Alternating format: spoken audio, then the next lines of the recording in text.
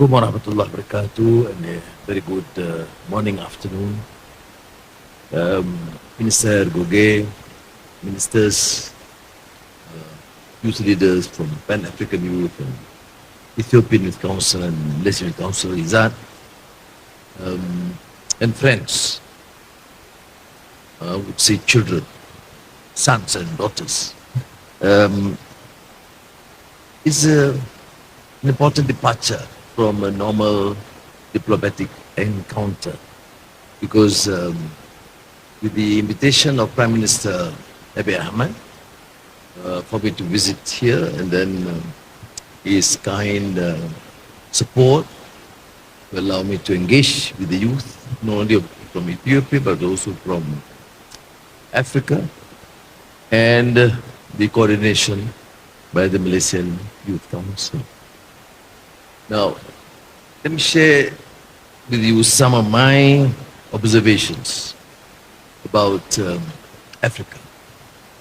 You know, we grew up in the 60s, 70s, looking at the great visionary leaders of Africa. Ahmad Sekou Toure, Kwame Nkrumah, Julius Nyerere, and of course, Mandela. These were people of, they are visionary. They love their countries, their nations. They reject colonialism, the subjugation, exploitation, harlo parlo, men by men. And they clamor for independence to bring back dignity for their people. And in many ways they were successful, although they represent an ideal, not for Africa only, but also for us. I was a young student in Malaysia, looking at this development with such awe. Leaders who suffered the enormities of colonialism and imperialism, and who believe in their own history and culture, the strength of their people, who initiate this understanding and the reconstruction of African history, not from the viewpoint of the colonial masters, but to see the enormous contribution, culture, civilization that Africa has produced. Izzat mentioned about the initial encounter between Islam and the Orthodox Church here, Negus or the Najashi, that shows the level of tolerance, not only tolerance, the appreciation of the values of humanity and justice, the protection to those who have been oppressed elsewhere in the Arab world. And then, of course, here you're familiar with the Battle of Adwa, which epitomizes the struggle against Italian colonialism, but symbolizes colonialism, subjugation of people, denigration of human values, the exploitation of communities, the superiority complex. And some of you may be familiar, of course, Adwa does not represent only Ethiopian revolution, but it shows a showcase of the tenacity, the resolve of a people who will not surrender and subjugate to the foreign power.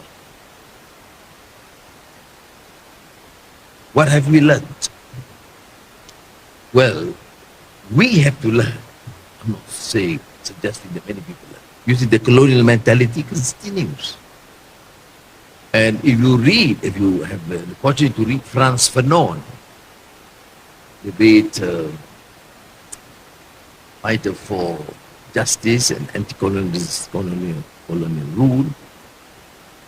French surgeon, I think originally from Caribbean, and went to support the Algerian War of Independence.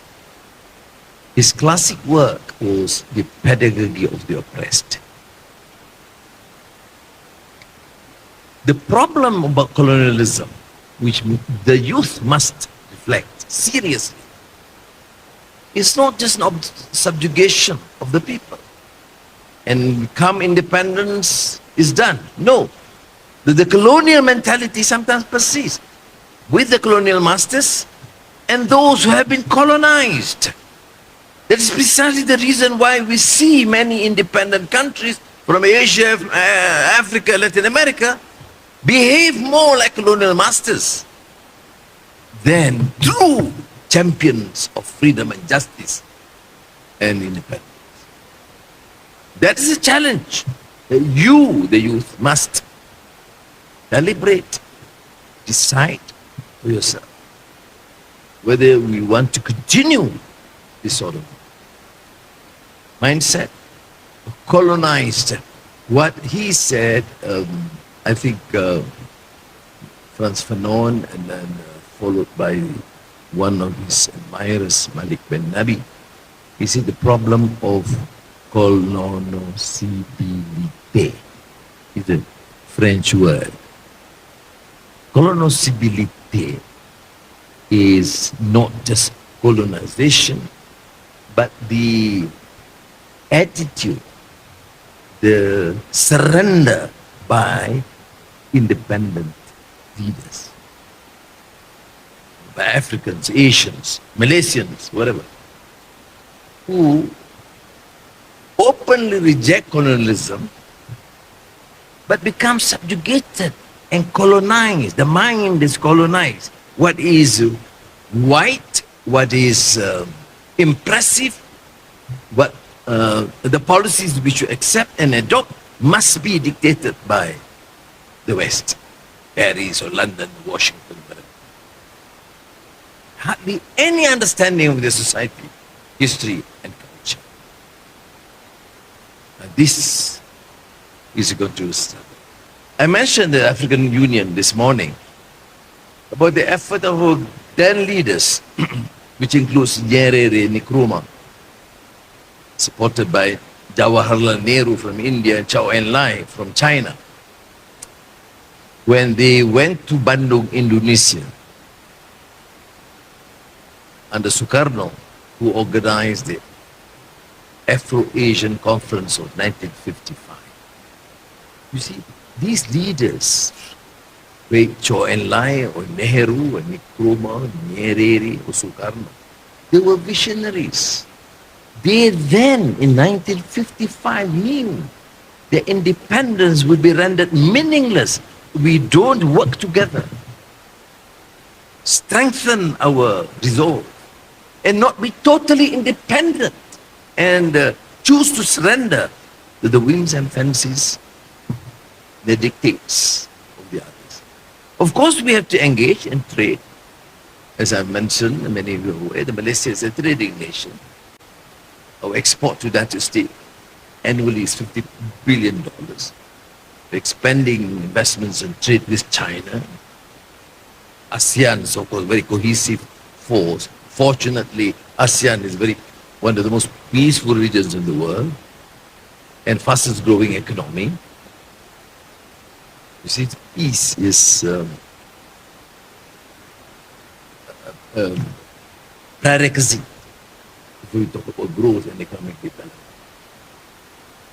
So, I'm not suggesting in any way that we work only with among ourselves. And I'm suggesting, therefore, that whilst opening up trade, investments, collaboration, Africa, Asia, Latin America, we must continue to engage in this global world. But the mindset is important. You see, globalized means modern, the term seems to be like a modern invention. But what about all these great cultures and civilizations in Africa? Were they not global? Even Malaysia under the Malacca Sultanate was very global. The Chinese Admiral Cheng He with his 1454, I'm not saying 1540, yeah, something like that. I mean, travel all around the world. But what we know and appreciate is only Magellan. That is why the first prerequisite to be truly independent is to free our minds and our soul. And to understand that peace and development are essential features to ensure growth and security of our nation. So there's a lot to learn and to unlearn. Governance is a major issue. Bringing up to the second point. Okay, right? We have this understanding, take pride in ourselves, and we have to reconstruct our history because we use texts determined by the others. We study from the professors in the West. There's nothing wrong with it. But be selective, be intelligent, not slavish. We have fought against slavery. We fought against colonialism. But we should not be slavish in our mentality and attitude. Okay? Then, we should not repeat the excesses of the rest. Why are we, or why did we and our forefathers and mothers fought hard against colonial masters? Because we reject that display of arrogance. We reject that condescending attitude towards others. We reject that the wealth of a country be absconded to enrich the few. We reject corruption and abuse of power. And that's why we clamored for independence. But as Frantz Fanon said, it's not to replicate the excesses of the past. It's to ensure that the reform and the changes continue based on these ideas. Of course, I'm excited meeting the youth because I'm reminded and checked to be sure that you remain true to the principles and ideas. Because as you know, politics and power sometimes tend to drag you into practical realities. But it's always important to associate with youth identity. And I'm a firm believer. I'm a great optimist. And I've seen youth in action. First of all, to free the mind,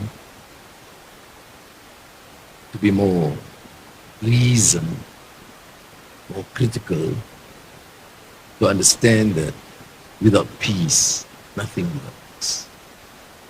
And to secure peace means some form of understanding and compromise is required. And once you have achieved that, then you have to really look at the issues of governance. We have, of course, to be sustainable, transform digitally, to move towards AI, alternative energy, food security, but we never lose sight that we need values to protect the human life. The deficit in the world in politics, I can say, from my limited experience, is the loss of values. Injustices are being tolerated because of different color, or different religion, or different tribes. Oppression is tolerated, and we support those with power and wealth. So we're still back to the rule, the law of the jungle. There's no more question of rule of law. So this deficit must be addressed. We want the young to be as committed and strong in their resolve and courageous in their conviction to ensure that we will have a better Africa, better Asia, and better world. Notwithstanding the excesses you find or hear from time to time. And Malaysia is, of course, a small emerging economy, but fortunately, I learned a lot from the ideals and the visionaries of African leaders, and I thought it would be of enormous advantage and benefit to Malaysian youth if we could continue to engage and talk about this. Youth rights, yes, and responsibilities, yes. The role to be able, as Mr. Ergoge mentioned about the new technology, training, opportunities, yes, we continue to do that. And inshallah, I will be able to engage with my friends in ASEAN, and probably by the time we meet in Malaysia, probably we extend Malaysia, Africa, and bring some ASEAN, Asian leaders, and probably one progressive Latin American youth.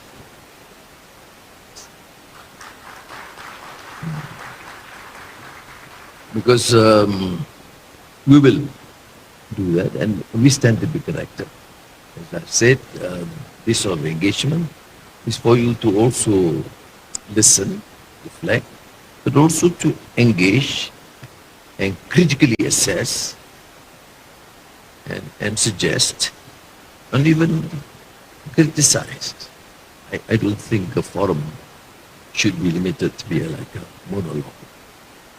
So thank you again. It's a great experience. And I see the faces of the young, they look very energetic. I'm sorry, I may sound a bit too serious. I say this guy is coming to give a very serious lecture. No, I mean, I want to share with you your sincerity, what our forefathers have offered, what we have to dedicate ourselves to continue these ideas and not to allow the excesses to continue. Thank you. Yes. Thank you, Excellence. Just should be very visible. One, I want to really thank you. Your revolutionary spirit is almost as African as some of our stories here. My question is simple. The transition that Malaysia and many of the Asian countries made in the last 30 years in terms of development is astonishing. Where did the trigger come from that enabled Malaysia to keep up with the development pace, even when the population of young people was increasing and their demands in this globalized economy is also increasing? Thank you. Well, we have our Malaysia or the region to have our own problems. I don't represent a view to give you a good positive story and propaganda. There are excesses too. There are issues of governance. Remember in the 90s when there was this impressive, phenomenal growth registered by many of the countries in Asia, including Malaysia. The World Bank then published a report, the East Asian Economic Miracle. Now, most leaders were excited. Of course, I was happy. I was finance minister at the time. But I thought this sort of narrative does not necessarily help, because we lull into some complacency and culture of contentment. Whereas there are some serious issues we have to address. Issues of governance relating to corruption, relating to inequality between the poor and the rich. So that made me realize that whilst we're thankful that people do give this sort of recognition, there are issues we have to address. And these issues, if not addressed, will result in the decline of the nations. As you know, all these theories of cyclical theory of civilization, there are reasons why countries at times reach its pedestal, many reasons that causes a decline. And the main one is, of course, the loss of legitimacy, credibility due to corruption and ignoring the plight of the masses. So then I took that position. I suffered in the process, given long rest in the prison. But at the same time, now it's time to move on and learn. What have we learned? That's why the importance of young leaders, youth leaders, and me included, though included not as young as it's a long time ago when I was young, I was telling Minister, to then understand and have a grasp what causes us to move and what are the issues confronting us. And the issues, of course, is poor policies at times. You become like some of the great leaders I mentioned, you see. They were great leaders, they were great nationalists, great revolutionaries, but sometimes their economic prescription led to poverty for the masses. So it is careful between engaging to be able to assess carefully and clarity of policies, economic, social, dealing with the excesses within the system, which led to this tendency to be, the authoritarian and dictatorial leadership, and the allowing for abject poverty in the midst of plenty, and again grinding poverty and corruption. So from that, then we move. So we will, fortunately, as I said, ASEAN is really very peaceful region. There was, for example, some skirmishes between Cambodia and Thailand. A few people shot, and it became a big issue, which is good to my mind. We see in some other countries, thousands killed, and well, it takes time to resolve. You see, there's a difference. And there was a consensus. All ASEAN countries, see, Anwar, do something, we'll support you. So we did negotiate, and at least there is ceasefire, and of course it's working pretty well. How many shot? 2, 3 people shot, 5 injured, and became a big issue. Same like Myanmar. We continue to engage. At least it's not resolved. The case of Myanmar is not resolved, but at least there is that apparent readiness to engage. There's some ceasefire in the sense that no continued atrocities inflicted upon minorities, religious minorities, or tribes. So, with peace, dividend, political stability is required, and the clarity of policies, and to address some of the flaws. We shouldn't be just thinking that, well, we have done the best. I would agree to anyway. In the world, they say, wow, what great countries Malaysia is. And you become, full of yourself, and you'll be creating a new problem. So, objectively see what needs to be done. And the humility is important. Humility is important. In youth, whether you learn. That arrogance will result in you thinking that you know all the answers. You don't. I don't have all the answers. the humility to acknowledge my limitations and therefore learn as much as possible and listen and observe. Okay, Ethiopia developed much later, but there are many positive traits that I can learn. See? Of course, we can contribute in many ways too. So that is the, to my mind, the exception about these countries. We have to be, we have to rush. We have to better discipline, efficient civil service, leadership that understand the need and the urgency to work hard, and to engage with the people, to appeal to them. They want to succeed.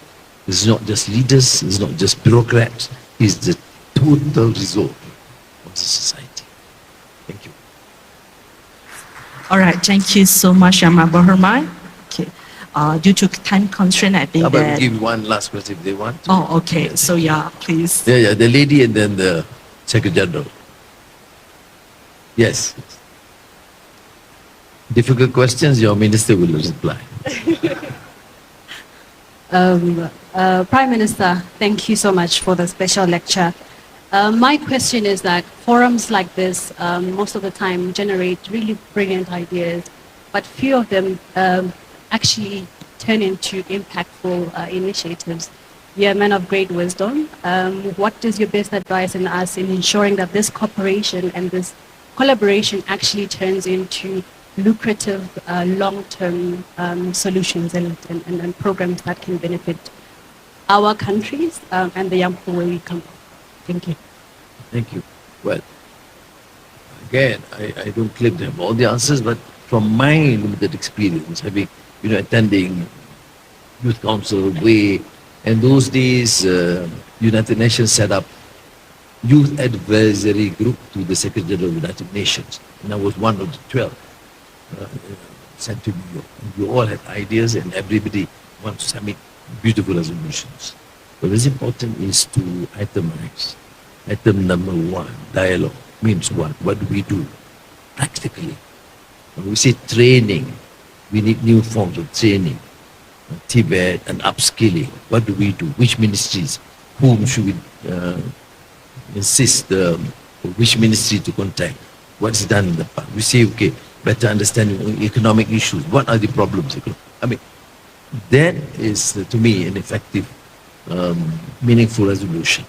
Not just it's just getting leaders to focus on these issues and make sure that at least by the time we meet next year, the 10 issues resolved, 90 not yet, but at least there's some progress.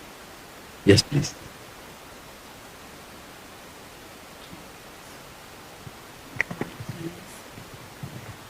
Nobody dare say no to Secretary General of Pan-African Youth. You see, actually we have extended our time, but because I know you don't never play around with the youth leaders.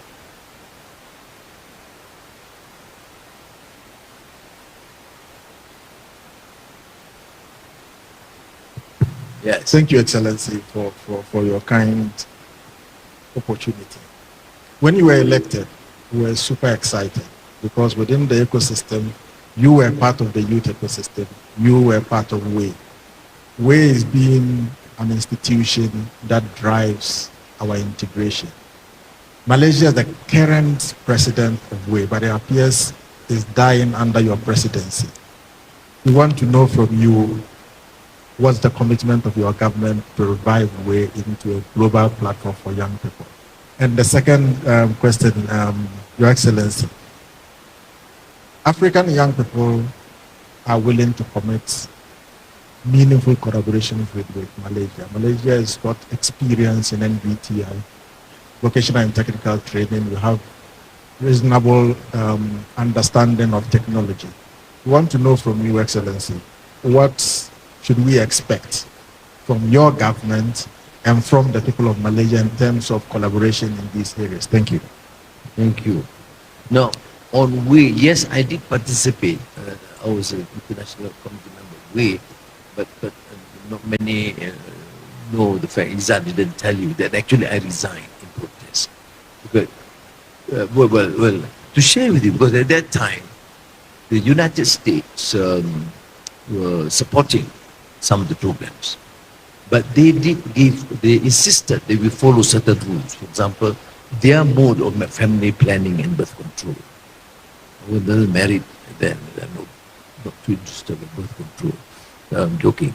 But then there are issues that you shouldn't raise. Because at that time, the Russians, because at the time of Cold War, had the World Federation of Democratic Youth. I said, if we don't have issues, I mean, we want to engage with them, we engage. But the American thought that to be in way, you should not engage. And many of these friends, we should accept, particularly Secretary General at that time. And because I could not agree, I resigned. But that, notwithstanding that, doesn't mean that we should not support. So there was one episode now where it's more independent. You know, African countries, Asian countries take a different view. We'll engage with the United States, we'll engage with China, we'll engage as an independent entity. Now, I've met the current leadership way, and I've discussed with them. Izzat's aware of that. But I said before we move, they should build this consensus. They should talk to leaders in Africa and Asia, many of the countries. How do we proceed? And I will give you the support. But I don't want to decide based on one or two views. I've said to them, we should engage. You know, Izzat's here, you engage with the African youth. What is the mechanism? What is the consensus in terms of the leadership? So that we can support. Please be assured that I'm ready to support. It doesn't cost us millions. We're not building huge infrastructure. We're not a rich country, but we still can support. Having a proper conference, and then to be able to elect new leaders, it's clear. And to me, no conditions attached.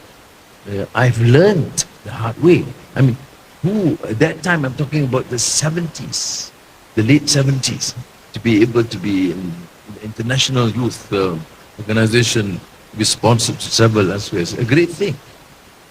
But, you know, I blame the African leaders because they gave me that vision of integrity and dignity and independence. Reading Sekutore or Nkrumah Nyerere, dignity and independence at all cost. Suddenly they gave me these conditions. But now, we're not imposing any conditions. Our only condition is that have a democratic forum, decide democratically, and focus on issues of interest to the youth. Thank you very much again.